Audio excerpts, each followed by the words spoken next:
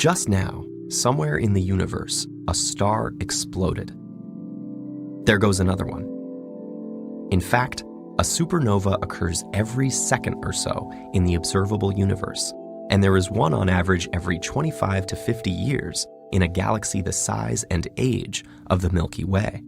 Yet we've never actually been able to watch one happen from its first violent moments. Of course, how would we? There are hundreds of billions of stars close enough that we could watch the supernova explosion break through the surface of the star. But we'd have to have our best telescopes focused on the right one at precisely the right time to get meaningful data. Suffice it to say, the odds of that happening are astronomically low. But what if we could anticipate a supernova before its light reached us? That may seem impossible. After all, nothing travels faster than the speed of light, right? As far as we know, yes. But in a race, fast doesn't matter if you take a detour while someone else beelines it for the finish line. For exactly that reason, photons don't win the supernova race to Earth. Neutrinos do. Here's why. There are two types of supernova.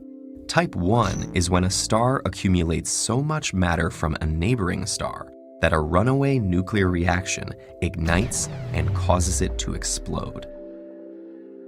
In Type 2, the star runs out of nuclear fuel, so the gravitational forces pulling in overwhelm the quantum mechanical forces pushing out, and the stellar core collapses under its own weight in 1/100th of a second. While the outer reaches of the star are unaffected by the collapsed core, the inner edges accelerate through the void, smash into the core, and rebound to launch the explosion.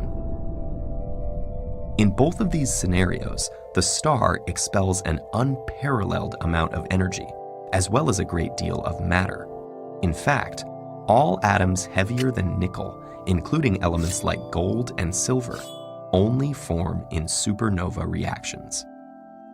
In Type 2 supernovae, about 1% of the energy consists of photons, which we know of as light, while 99% radiates out as neutrinos, the elementary particles that are known for rarely interacting with anything.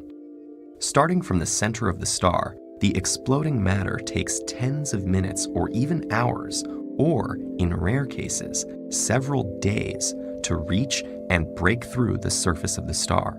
However, the neutrinos, thanks to their non-interactivity, take a much more direct route. By the time there is any visible change in the star's surface, the neutrinos typically have a several-hour head start over the photons. That's why astronomers and physicists have been able to set up a project called SNOOSE, the Supernova Early Warning System. When detectors around the world pick up bursts of neutrinos, they send messages to a central computer in New York. If multiple detectors receive similar signals within 10 seconds, SNOOSE will trigger an alert warning that a supernova is imminent.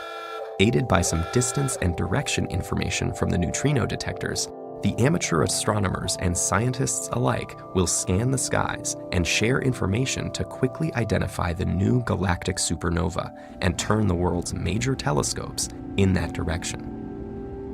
The last supernova that sent detectable neutrinos to Earth was in 1987, on the edge of the Tarantula Nebula in the Large Magellanic Cloud, a nearby galaxy. Its neutrinos reached Earth about 3 hours ahead of the visible light. We're due for another one any day now, and when that happens, SNOOSE should give you the opportunity to be among the first to witness something that no human has ever seen before.